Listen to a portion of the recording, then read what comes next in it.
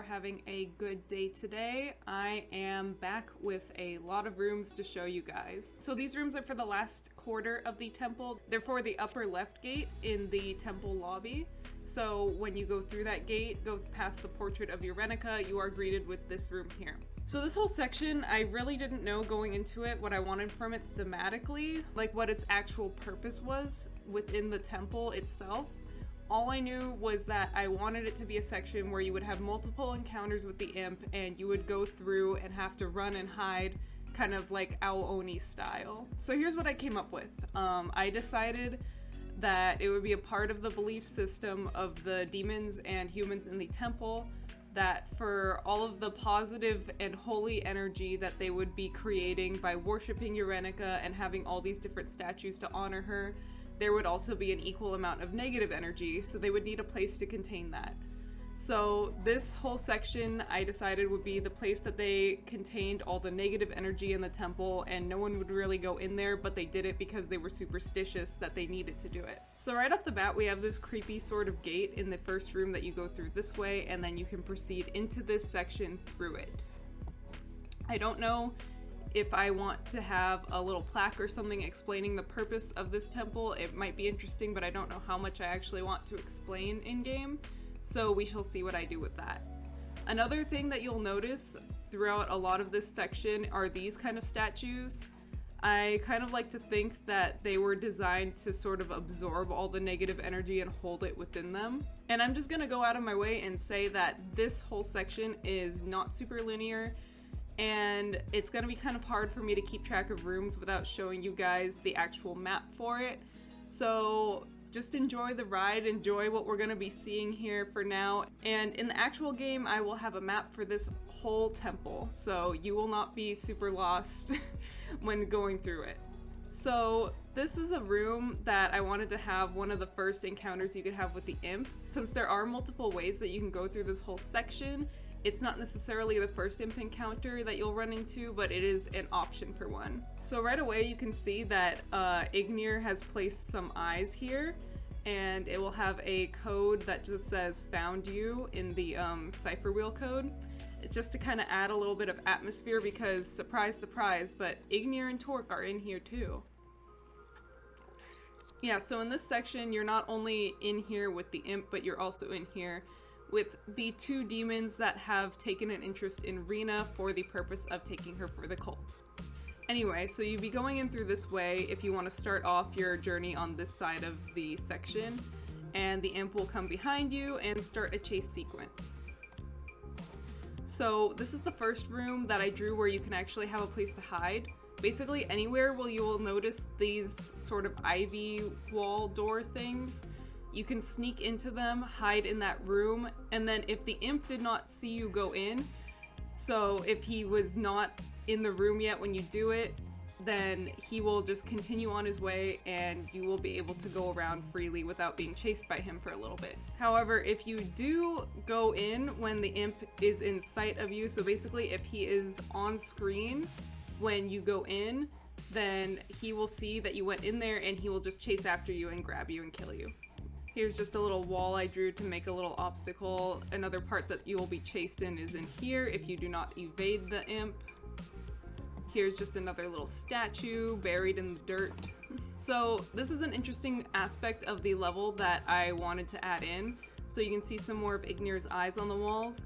And I'm going to be bringing this hole down lower, but you will see a hole in the wall that when looked through it, you can actually see Ignir and have a short conversation with him. So in this part of the level, there are going to be a few different spots where you can look through the walls and you'll either see nothing or you will see Ignir or Torque. And at that point, you can actually talk to them a little bit. It's going to be a little bit ominous and foreboding because they're not your allies, but they're not actively trying to hurt you in this second. They're mostly kind of stalking around the section looking for Rena, and they will not find her while you're in here, but they will find her at a different point in the episode that I have not touched on yet. Moving on, just some more statues. I wanted to make it so that it was a little bit like more ominous. I basically just wanted to make sure that I wasn't just copy pasting a bunch of the same statues. I wanted it to be like, okay, these are all the same design, but these are each distinct entities, kind of like that. Here's a statue that's broken, and then here you can see my conveniently labeled little hole in the wall here.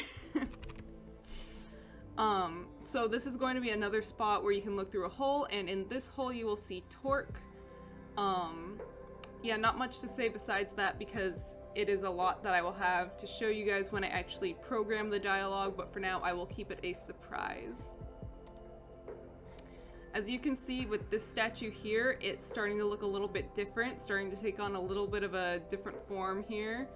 And that will be explained as you see it kind of transform into something else. So this is another room where a chase sequence is going to get triggered when you walk through here.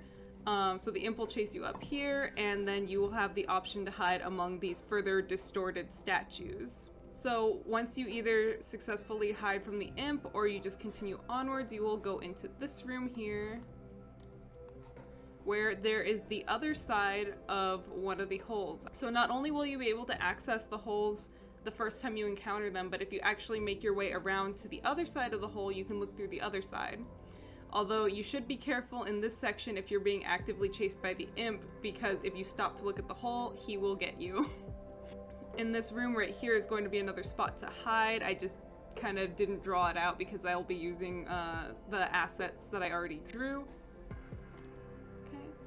And then up into this room is a little sneak peek of what is to come for this part of the section.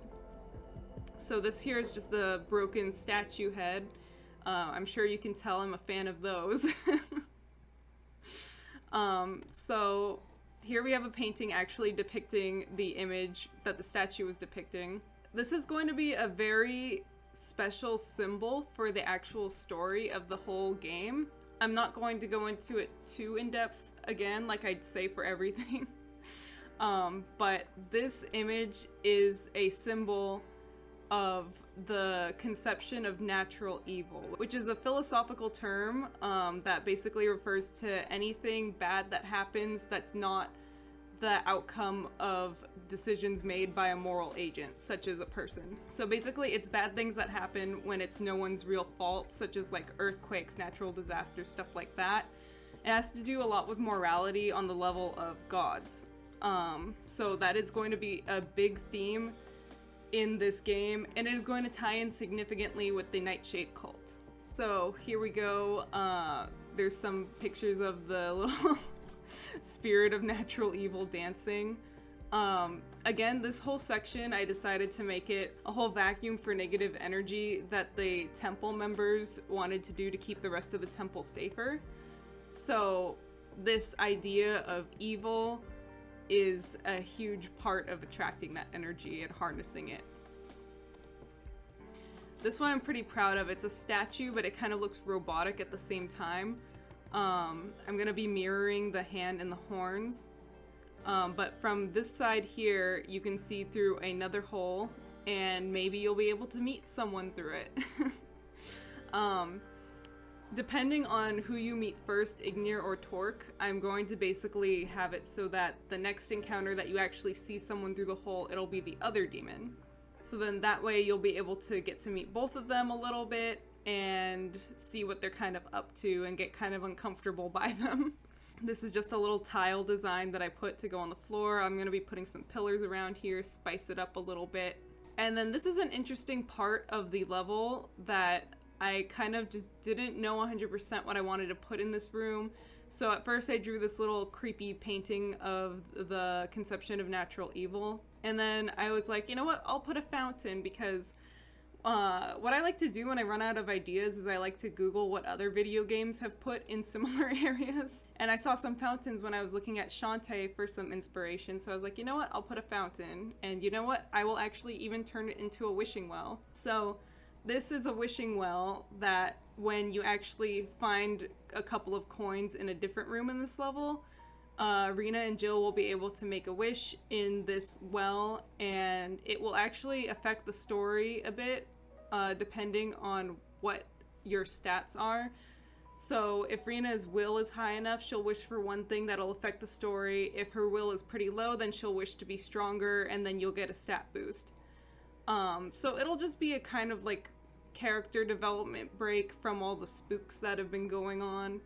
I'm kind of looking forward to writing out and drawing out all the parts for that. Okay, and then so this is the last room that I have to show you guys. Here's where you can find the coins for the wishing well. You'll find this little pouch that was dropped, and there's just a perfect amount of coins in there for Rina and Jill to each make a wish. But this will be another room where you'll be encountering the imps, so if you don't evade him, then you can try and grab them without getting caught, but that'll be a little bit difficult. So you kind of have to pick and choose between, okay, how close is he? Should I grab it or not? Should I just come back when he's gone, kind of thing. I wasn't sure how I wanted to design a lot of the other rooms, so I started making this part of the temple also overgrown like one of the other sections in the graveyard. Okay, so I know that this video was a little bit quick because a lot of these rooms there is not much to say about them yet. This is very much a section where the emphasis is not so much on the set pieces as it is on the actual gameplay, which is a bit of a switch from the last section that we did when it was all just lore and all about what's on the walls and all about me explaining it.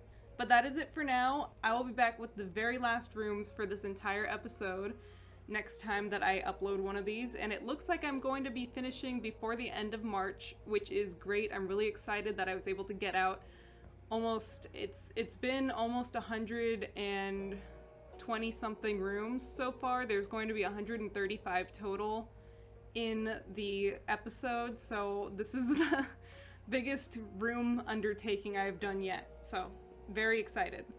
If you like this content and you want to support my game development, go ahead and check out my Patreon in the description. I upload all of my content there early, and I upload early builds of the game as the project file is updated. Otherwise, if you just want to follow development in general, please check out any of my social media links.